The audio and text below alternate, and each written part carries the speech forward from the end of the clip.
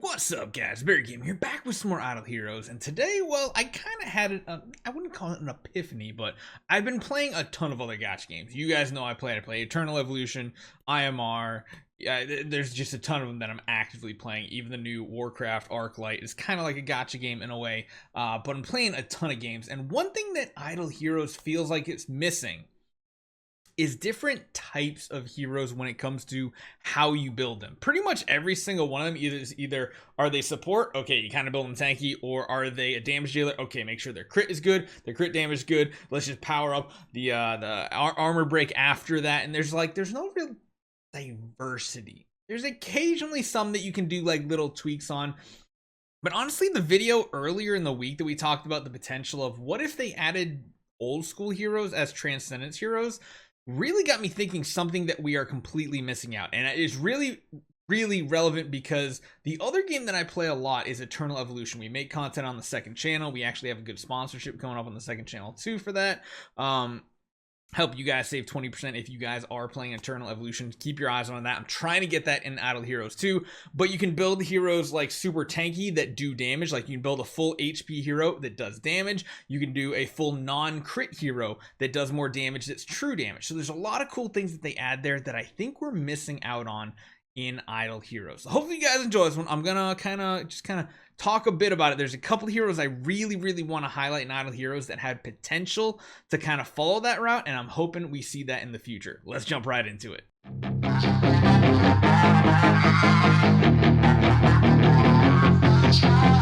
So if you guys haven't tried out other games like that, you really should, but there are some very synergistic or very relatable heroes that have been in the old school history of Idle Heroes that have been really relevant to what I'm talking about. And the first one, honestly, that I just want to talk about, the fan favorite we talked about on the other day, and that is Bade. The fact that his active ability literally cannot crit. So you don't build him with any crit chance, crit damage. You want to focus on skill damage. You want to focus on armor break. You want to focus not even on holy damage. I guess you could, because he could hit multiple times. So 4 times hit.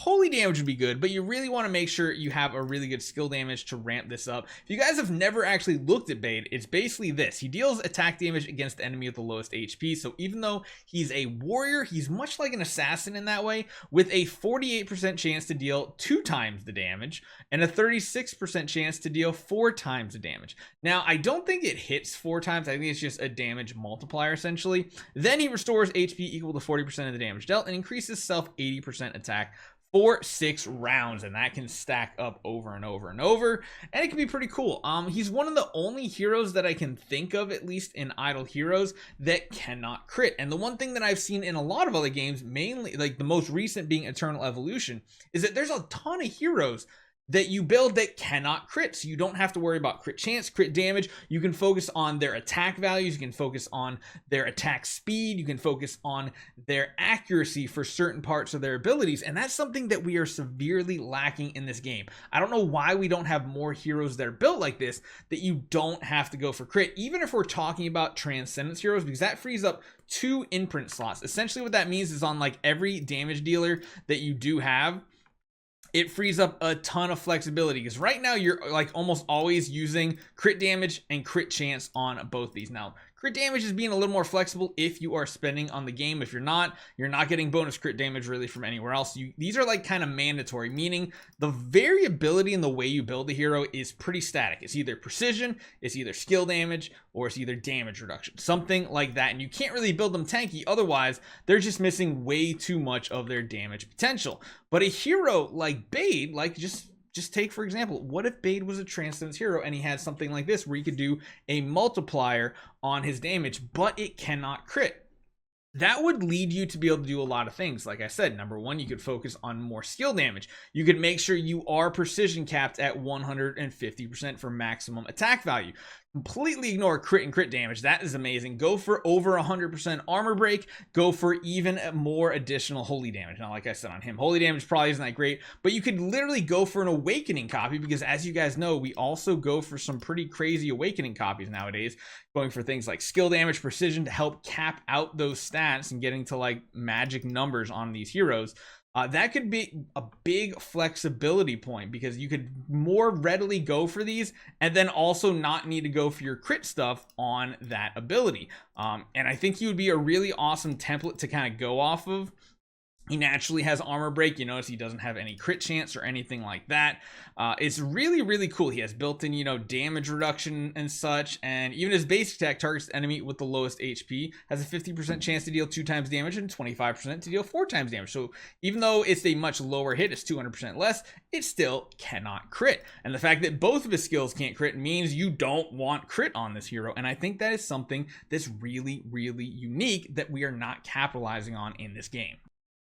Now, the second hero I want to talk about is one that I think either people absolutely loved or absolutely hated, and that is Valkyrie. And this is the other hero that in the history of the game, you don't really care too much about anything except for HP. Which is interesting because if you ever take a look at her skills, even her active deals damage against 3 random enemies, stealing 15% of their attack for 3 rounds, and burns the enemy with the highest HP, dealing damage by 18% of Valkyrie's max HP. There's no cap on that damage number. You know how a lot of times there's a bonus damage that heroes can do to the enemy, and those are capped at a certain percentage of their attack? Well, this one is just straight up uncapped, which is absolutely amazing. She even had her basic attack doing pretty much the same thing, reducing their attack once again and dealing damage by 6% of her max HP. So you're reducing the damage that's incoming by lowering their attack and then really super buffing yourself up. Then you even have Flame Enchantment here. When controlled, restores HP by 200% of attack per round for 3 rounds. Remember, you're stealing a lot of attack too, and burns 3 enemies, dealing damage by 3% of Valkyrie's max HP for 1 round. So the way burns work in this game, the 1 round means it basically applies instantly and then that's it, whereas the active does it for 2 rounds. That means that'll last into the next round essentially. But it's really, really cool because the way you used to actually build this hero, I actually don't know if I have a Valkyrie on this account. I don't think I do. Literally the way you would build a Valkyrie. Do I have any of them here at all? So literally this hero would be this. You would run whatever the tankiest artifact is, and honestly at the time it was the orange exclusive artifact. And again, this is something that we don't do anymore because it's not really relevant. So we had the orange exclusive. Let me see if my eye catches it real quick. Was it Rune's Power? Is that what it's called? Can't remember the icon at this point either. Oh my goodness, it's been so long. There's Withered Armor. Oh my goodness, I can't believe I can't. There's Demon King, because it used to be damage reduction and an absolute ton of HP. I don't know why my eye cannot see it among all of these artifacts. I know there's like 4 stuff here. Well, you guys get the gist. I'm sure people are screaming, Barry, it's right there. You're going past it every single time. My eye is just not catching it as we talk. But it was something very unique because not many heroes would do that. Whereas her, you do that, and then what you would do is you try to get the maximum HP possible. So you'd run like a split gear setup, whatever split gear you could, to try to get the maximum HP benefit. So you'd be doing something like this where you have the double HP pool bonuses, because again, attack did matter for some of her healing, but it was really about that. And then for stone, you just run an HP stone. For enables, you'd run all the HP ones and the heal one, because even if you did get CC'd, you wouldn't matter because you would still be applying burns to the enemy, which was just an absolutely amazing feature that no other hero could do. And the only hero at the time that could counter it was a very unique one that wasn't even that optimal to use, and that was Cthulhu, because he had some immunity to burning, which was pretty unique at the time. That was before even Wildfire Torch came out. So those are 2 heroes that are super unique. Valkyrie, and the fact that you built her pure HP. You didn't really even care about crit and crit damage. If you got it, it was cool, but HP was the main stat. And then a hero like Bade from the way old days that just could not crit at all, and you didn't care. You could just run him even more offensive. So let me know what you guys think. I just think these are 2 ways that we are completely missing out on building heroes in the game, and I really hope DH Games introduces something like this, especially ones that can't crit. I think that is a very interesting way to build heroes potentially. Let me know what you guys think. Hopefully you guys enjoy this one. I'll see you guys next time.